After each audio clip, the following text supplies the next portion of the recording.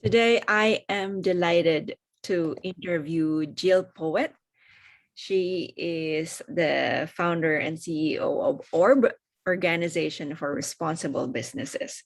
She is passionate about igniting the power of small businesses for social good.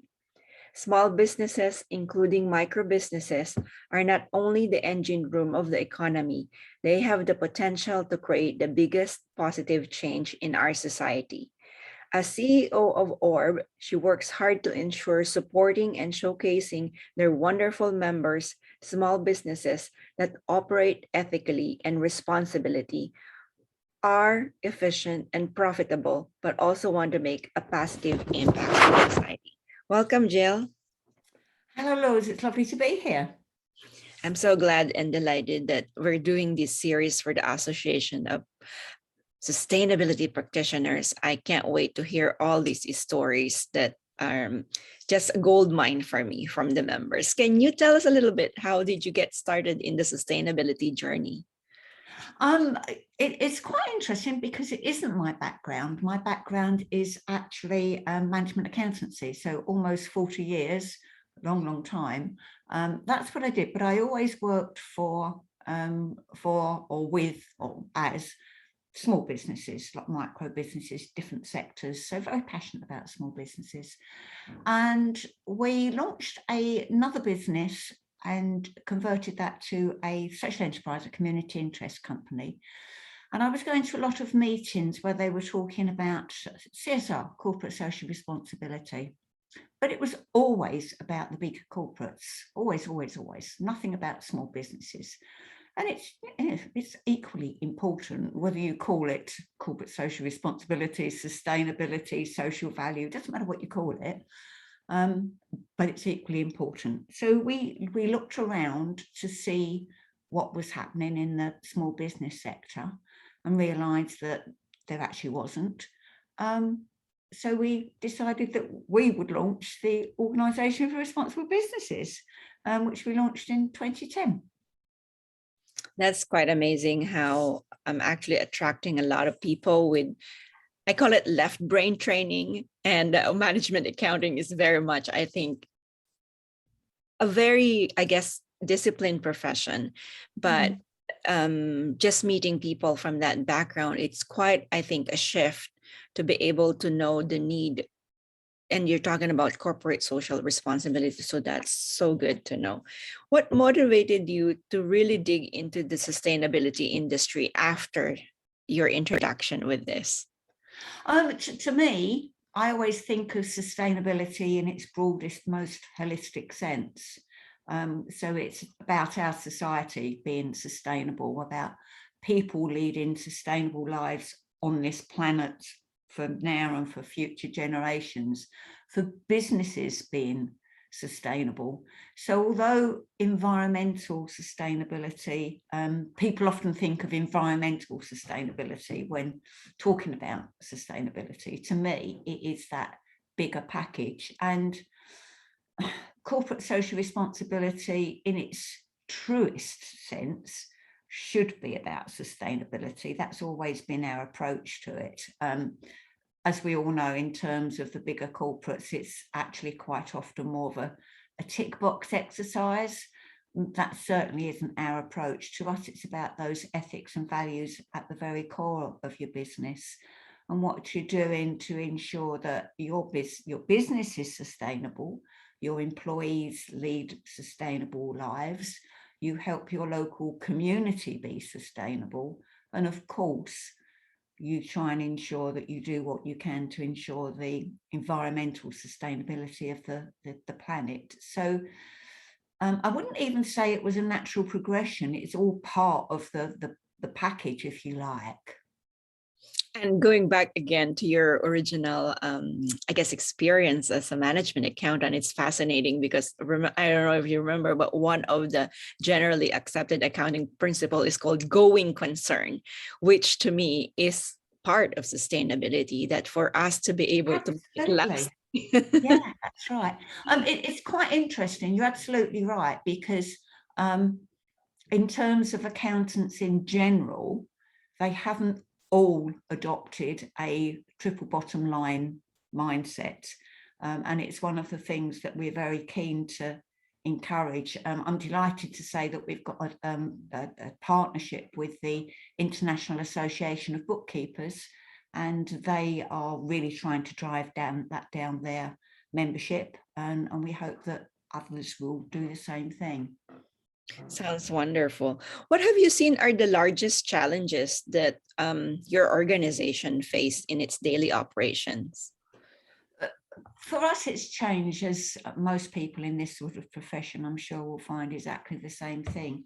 When we launched in 2010, and I was talking to small businesses, they didn't really know what I was talking about. You know, I might say something about, well, you know, bearing in mind I talk about responsible business, but I would almost say that's synonymous. So if I talk about responsible business, so it's caring about people, caring about the environment, as well as, you know, being a robust business. And they might say, oh, we recycle. And it was, well, yes, but I do mean a little bit more than that. And they really didn't get it, and they didn't understand the business case. So, you know, that was very, very challenging for many years. And although a lot of people said, oh yeah, you're right, it is important, it was very low down on their agenda. So, you know, we always approached it from the basis of doing good is good for business. So to espouse the business benefits of doing the right things. But I'm really pleased to say that although we've still got a long way to go, that there's a huge shift in mindsets over the last sort of year, 18 months. More people are beginning to understand the need to do things differently, to understand that actually no business, or no individual for that matter, is too small to make a difference.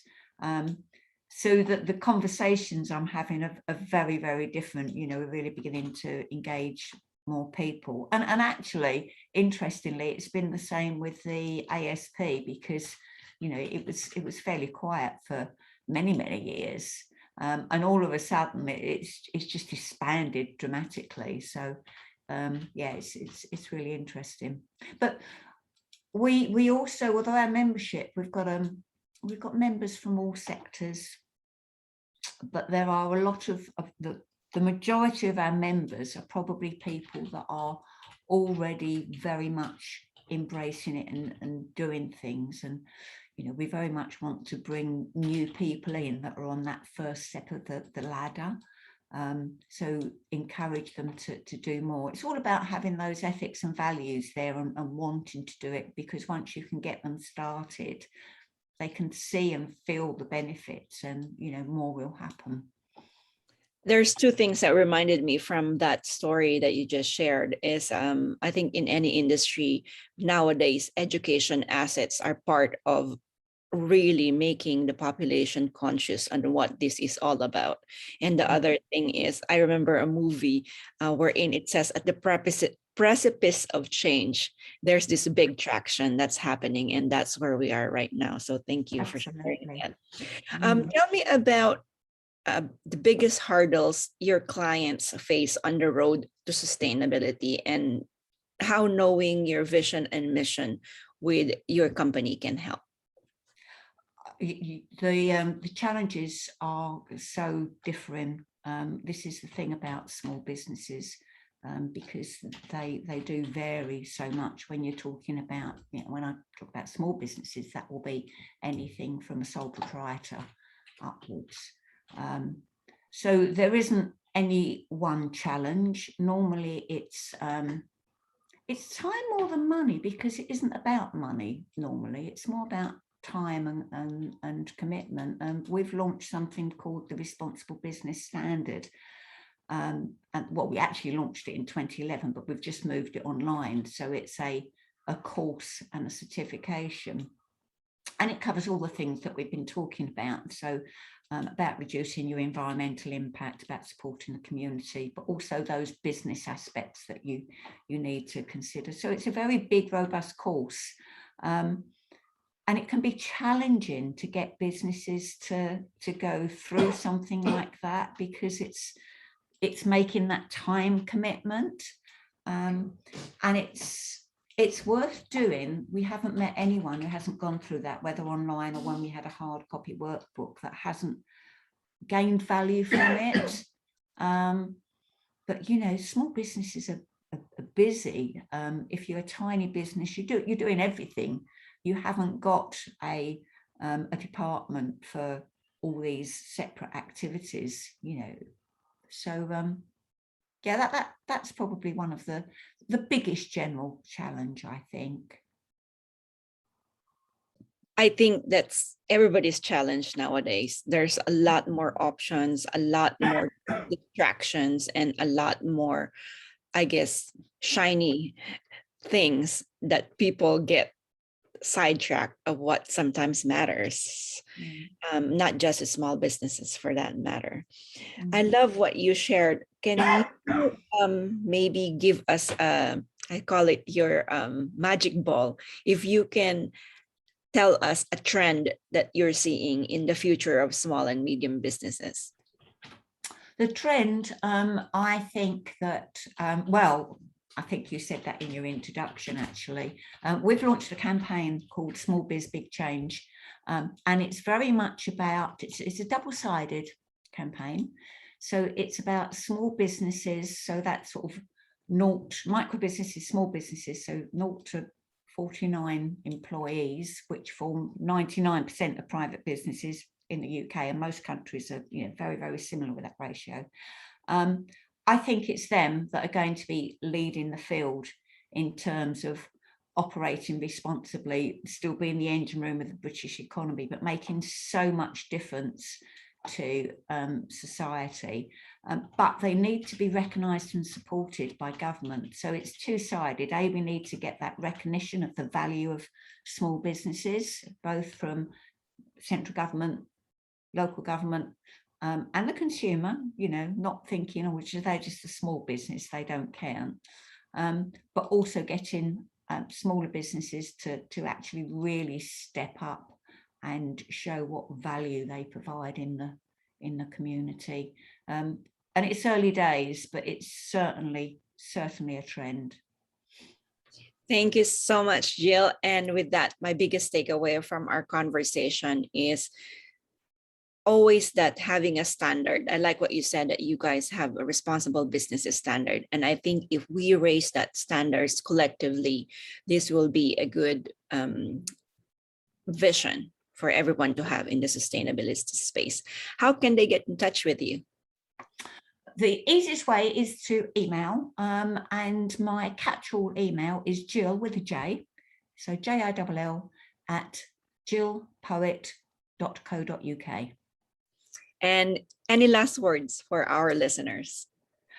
Exciting times, and just remember, every little thing that we do makes a difference. Every tiny step makes a difference.